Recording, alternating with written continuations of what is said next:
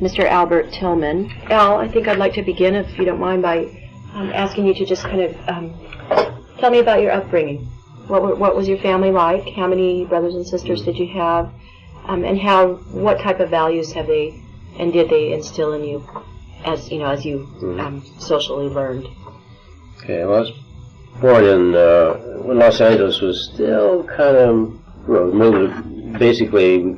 I grew up in the Depression. My childhood was during the Depression days, and we had tough times like everybody else, but there wasn't a realization of it because everybody was in the same boat. And it was pretty much, although we weren't conscious of it, it was pretty much of a ethnically integrated neighborhood. There were Italians and Germans and Hispanics and everything you could imagine were in this neighborhood. And it was still a neighborhood, well, there were spotty farms around, and there were a lot of vacant lots and a lot of buildings had been let go. And so if you drove into it now, you'd say it's like a ghost town. What's happening here?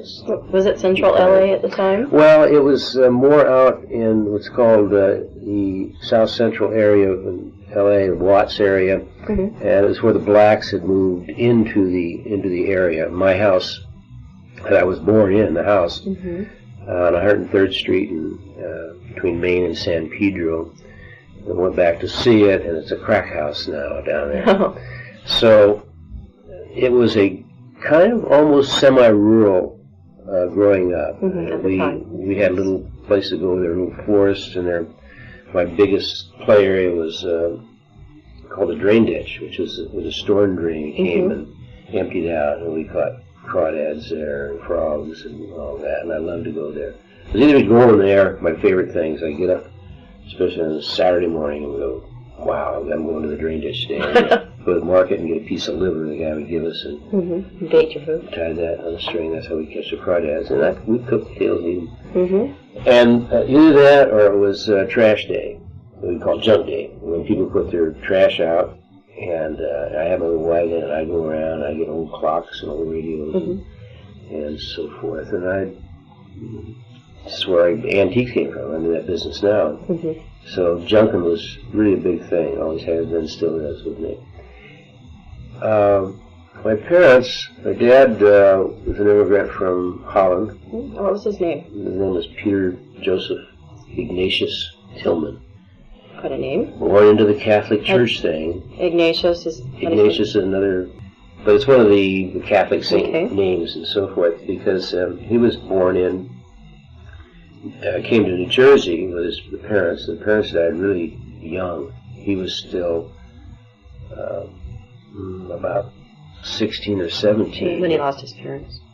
And pardon? When he lost his parents. Yeah, and he had 5 younger sisters. And the parents were killed by, like a lot of people, they were into the fabric plants there on Patterson, New Jersey, and they were dyeing stuff, and that killed them. And then the Catholic Church took everything and took the 5 sisters in and took all the money, and he had to work, and then they took all his money that he made, and he got pretty bitter, and he dumped the Catholic Church as a result. I never talked about it again or went near it. But he went into the Navy when he was 17 and was in it for about 7 or 8 years there. He was a heavyweight boxing champion in the Navy. He was a great athlete, big guy. He was about 6'7", and muscles and everything. Fantastic guy. He came out here with the fleet, and my mother was working for the Eskimo Pie Company. They made the ice cream bars. Seattle? Chocolate ice cream bars. No, not in Seattle, no. In Los Angeles. And she had put the girls would put their names and phone numbers in these ice cream bar things. So this one went out to the fleet, this box of Eskimo pies. My dad was on the USS Idaho.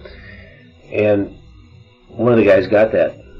Edith Booth was her name. Got her name and her phone number, and my dad said, "Oh, I'll take that." And so he took it and called my mother. It was a redhead and so forth. Not a big long story, but that's how they met. And they in got LA. In LA. And he when they got married, my dad must have been 21 or something like that. My mother was only, I remember they say, shouldn't I? She was probably around maybe 18. Something like that. Anyway, they had, she got pregnant somewhere in there and had my brother, my big brother. And his name was? Donald C. Tillman. He went on to become student vice president at Caltech and was the student vice president of high school. I had to follow in his footsteps. So he was, he's approximately 3.5 years older than I am. And then he became a Los Angeles City engineer for a lot of years. I mean, he was the biggest engineering job in the world. A very smart guy. In LA, engineering. Yeah, in the city of Los Angeles. So, he was, I don't know what he was, a rear admiral or something in the Navy too, Naval Reserve, he stayed with that.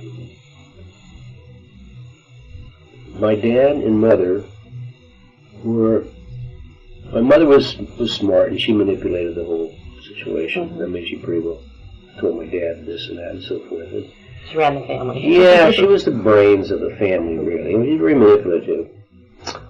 And my dad kind of went along with everything. He liked to work on, like, have rabbits and chickens in the backyard, and he usually a handyman about everything. And he had been in the, what had happened with him, he had to come out, he came out of the Navy because she was, because she got pregnant. So he got out before his second hitch was up, so he put about 7 years in. And he went to work because he had been a pipe fitter in the Navy. And he played all the sports and was like the best in the Navy, and they had the best. They shot this big 16-inch gun, and he was a captain of the crew, and they held the record and all that sort of. So it was, he was a guy that if he had had the right things would have been some kind of phenomenon in probably sports. At any rate, he went to work for a company that was making water heaters, and he was a big guy. He always carried heavy stuff at one end, 2 guys at the other end. These 2 guys let go of the thing, and it came back and ruptured inside him all over. So he went to the hospital. That was that was right in the heat of the Depression, 34, 35. And we were standing in line to hand out surplus food and going down to the fields and gleaning, getting the stuff that was left over. We didn't realize it. We were getting by, and there's always people living in our house. I mean, during the Depression, a lot of people were not homeless. They're homeless, but they moved in with friends and so on. So we had grandmother and friends and this and that. So there's always line up for the bathroom. So there's one bathroom. I bet. And he was in bed for about a year. They're trying to bring him back and all, infection and all that. So it looked serious, what were we going to do? And I had a cousin, sort of like a second cousin, great cousin, that was worked at the studios, MGM Studios, and he was in charge of the mail department. And he was, he had take Joan Crawford out and that sort of thing at some particular point in time. At any rate, he got a job for my Uncle Earl, and he got my dad on the police department at MGM. At that time, MGM's police department was bigger than, not as big as LA City. I mean, they had to have a lot of policemen. And that was after he had recovered? Yeah, he went there to work because he couldn't do any really heavy physical stuff. So he went there as a policeman, and I spent a lot of my life when I was young on Tarzan sets and all that. It was around the studios. He did the premieres, and he was in charge they assigned to people like Spencer Tracy. Spencer Tracy was a drinker. And so any place that Spencer Tracy went, big premieres, whatever it was, he was assigned to be there and get him home, and that sort of thing. That was in the first years of that. He went on to become the police captain there. He spent 30 years or so at MGM. And they were good parents at that particular time. Growing up, my mother would, sew shirts and make a real effort to be a good mother. But I didn't really feel like they knew me. I mean, my brother was like the golden boy. And you were in his footsteps. I got secondhand stuff, and he gets a new swim bag. I get a little broken down this and that. And they were grooming him. You know, he was a really bright guy, and he went on, and I kind of followed along. And they moved out of that area where we were. Brother went to Caltech, and we moved down to an industrial area, almost downtown LA. Okay. And back into the ethnic thing, we were living amidst Japanese, Mexicans, some blacks, real close. Just go across the street there. And all the guys here were in and out of juvenile hall. So I was around a really pretty tough crowd. Yeah, I mean, mean streets. And so I had to go a long ways. I went back to junior high school, finished my last year at junior high school. They were prejudiced. A couple of blocks, and then you run to the black community that had been brought into Watts to work on the red car line. You know, they had razors, and all these stories would build up. So there was an enormous prejudice that was there. Although my best friend was a kid named George Ortiz when I was down there on that 103rd Street. We were real close. He was a really nice guy, and then eventually he moved, and like I seen him a few years later, he became a suicidal. He couldn't talk to me because he was a gang of guys. And wow. So some of this, you know, how you grow up through all of this really prejudiced people. Everybody was really basically prejudiced. Everybody had to have some kicking dog. It wasn't a hostile thing. It was just like, so I was kind of like, they're pushing me along, following me. I went to the junior high school, so I had to ride a streetcar down to the junior high school, and I stayed all the way through high school, same thing. I had to ride. I was cut out of the social milieu around the high school because it was so far to go. And but I was a slow bloomer all the way along the line. I mean, it took me like 6th grade, and then I took over the elementary school. And in the junior high school, I was like going through physically a slow bloomer. I hadn't really developed. Then, like the last year of junior high school, like bam, all of a sudden I became a pretty good athlete and became class president. All of a sudden, like, whoa, where'd this come from? All of a sudden, it was a strange thing.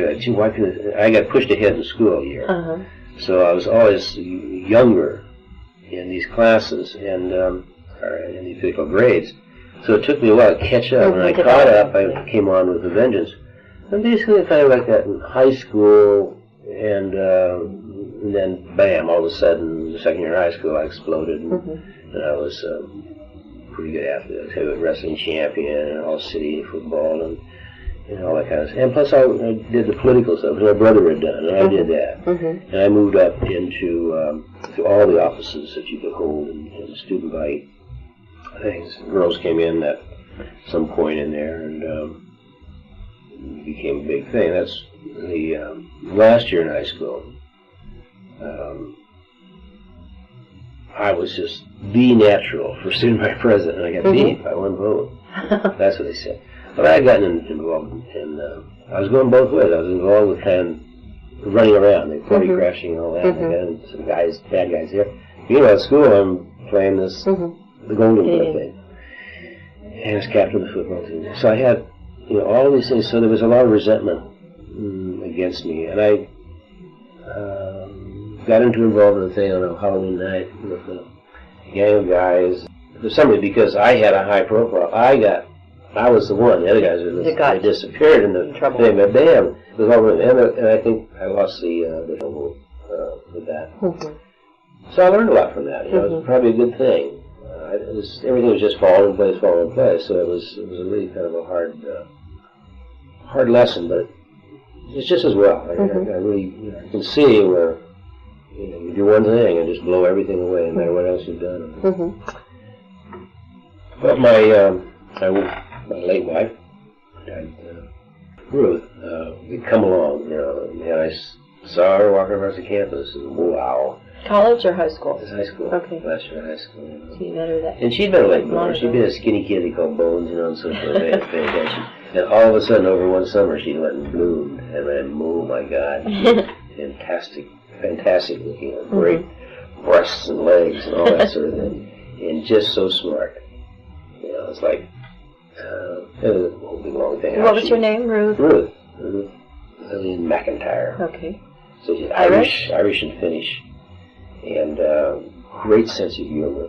But the thing was that we kind of met with somebody had been calling me and saying, "Ruth's really interested in you. Ruth's really, yeah." And I get home at night because I was cut off. I get home at night and they call me on the phone,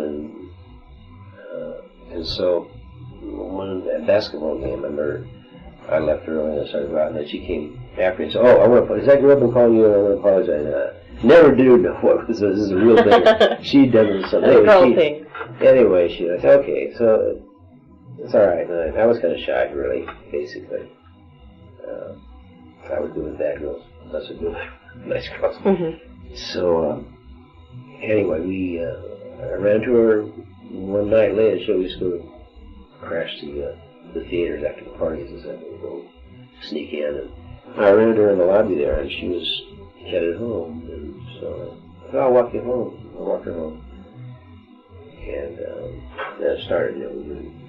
We found out that we both were great readers. We both had spent a lot of our life in the library, and she had no prejudices. Fremont High School there in LA was very prejudiced. I mean, there were a lot of the first generation Hokie kids that had come in from Oklahoma with Was their that your parents. school? 1945, 44, 45. Fremont. Yeah, we're talking about warriors.